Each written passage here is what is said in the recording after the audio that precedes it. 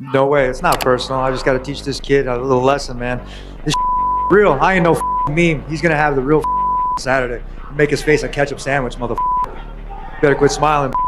Il promit de le déchiqueter au point que les médecins passeraient l'année à le recoudre. Les mots étaient cruels, mais dans le combat, ils font légende ou humiliation.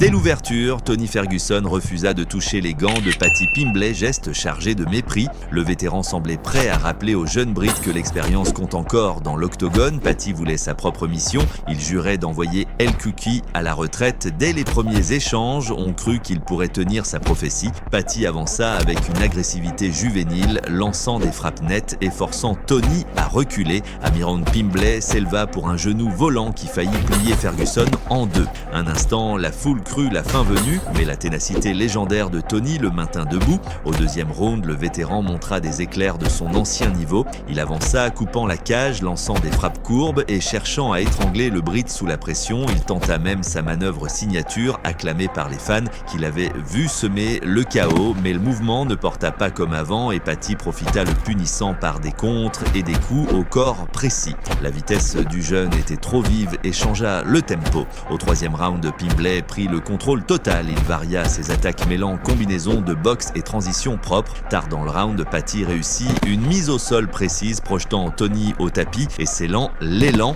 Le vétéran tenta de réagir depuis le bas, lançant coude et cherchant une soumission, mais son corps ne répondit plus. Pareil, Pimblett, animé par l'adrénaline, se déchaîna dominant jusqu'à la fin du round et délivrant frappe foudroyante. Quand la cloche finale sonna, il n'y eut aucun doute, Paddy Pimblett avait gagné clairement. Ainsi, il tourna la page sur l'un des guerriers les plus chaotiques du MMA.